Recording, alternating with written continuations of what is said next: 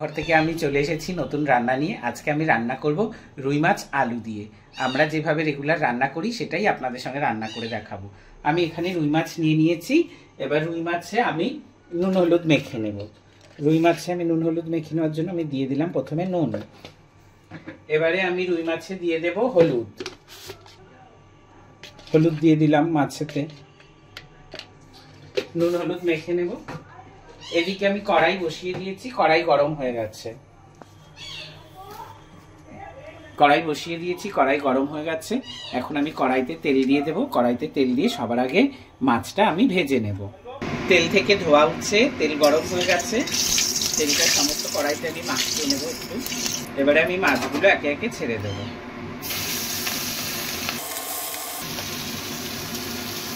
মাছটা ভালো মতো ভেজে নেব। মাছগুলো আমি ভালোভাবে উল্টে পাল্টে ভেজে নিয়েছি। প্রত্যেকটা মাছ ভাজা হয়ে গেছে। এখন আমি মাছ ভাজাগুলো একে একে নামিয়ে নেব। আমার আর কয়েকটা মাছের টুকরো আছে, ওই মাছের টুকরো কটাও আবার ভেজে নেব। সুন্দর করে মাছ না ভেজে নিলে অনেক সময় মাছ থেকে কাঁচা কাঁচা আষ্টে গন্ধ বেরোয়, তরকারিতে টেস্টও হয় না। আবার অনেকে কাঁচা মাছ খেতে পছন্দ করে। আমাদের বাড়িতে রুই মাছ, কাতলা মাছ এগুলোতে আমরা কাঁচা খেতে ভালোবাসি না, তাই আমরা একটু ভালো মতন ভেজে নিই। এই মাছগুলো ভাজা হয়ে গেছে, এই মাছগুলোও নামিয়ে নিলাম। আমার সবকটা মাছের পিস ভাজা হয়ে গেল। এবারে আমি এই তেলেই আলুগুলোকে ভেজে নেব।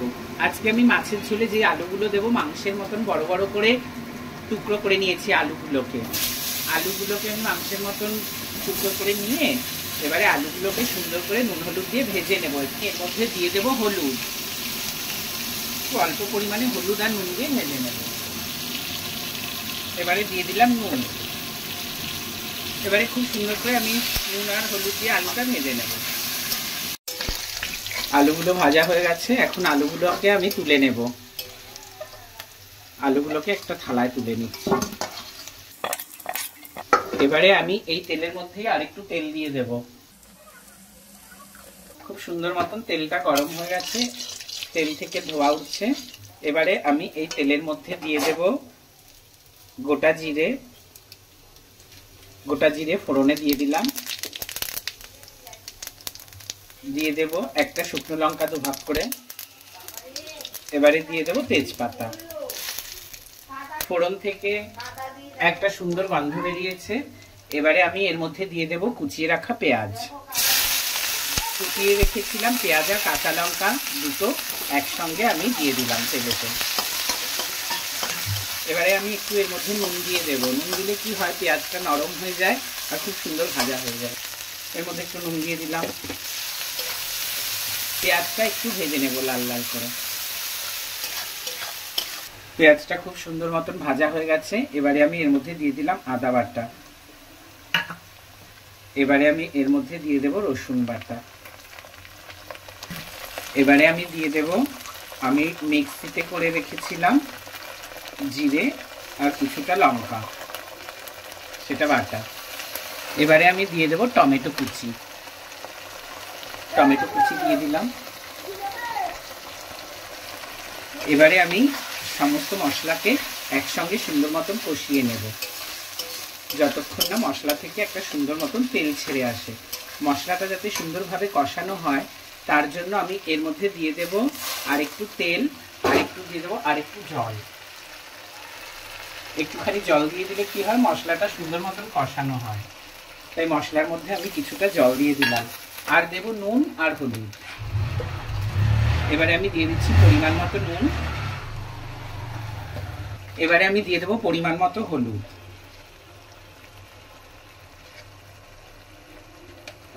নুন হলুদ সবকিছু একসঙ্গে দিয়ে দিয়েছি মশলাতে। এবারে মশলাটা সুন্দরভাবে কষিয়ে নেব যতক্ষণ না মশলা থেকে তেল ছেড়ে না আসে। মশলা থেকে খুব সুন্দর তেল ছেড়ে দিয়েছে। এবারে আমি এর মধ্যে দিয়ে দেবো আলু। ভেজে রাখা আলু দিয়ে দিচ্ছি। কিছু একসঙ্গে মশলা আলু সবকিছু একসঙ্গে আবার কষিয়ে নেব। মশলার আলু আমি খুব সুন্দরভাবে কষিয়ে নিয়েছি। মশলা আলু একসঙ্গে কষানো হয়ে গেছে। এখন আমি এর মধ্যে দিয়ে দেব জল। আলুর থালাটা ধুয়ে আমি সুন্দর করে জল দিয়ে দিলাম, আরো কিছু এক্সট্রা জল দিয়ে দিলাম। ঝোল দিয়ে আমি ঢেকে দেব।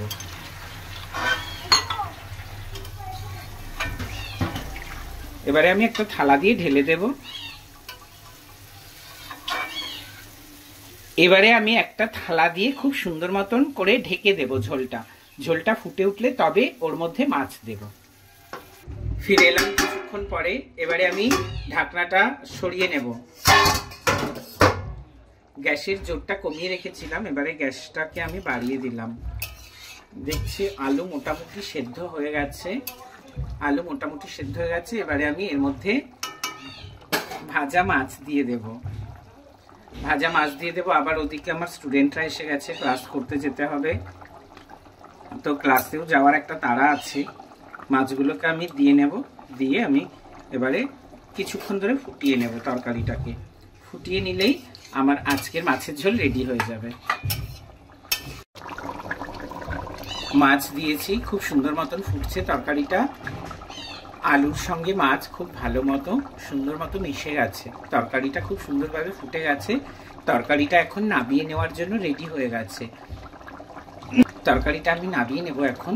তার আগে আমি দিয়ে দেব এর মধ্যে গরম মশলার গুঁড়ো। আমি ঘরেতে গোটা গরম মশলা গুঁড়ো করে রেখেছিলাম, সেটা আমি ওপর থেকে ছড়িয়ে দিচ্ছি। এলাচ, দারচিনি, লবঙ্গ আমি মিক্সিতে গুঁড়ো করে রেখেছিলাম। এখন আমি তরকারিটা ঢেলে নিচ্ছি গামলাতে। এখন এটা খাওয়ার জন্য রেডি।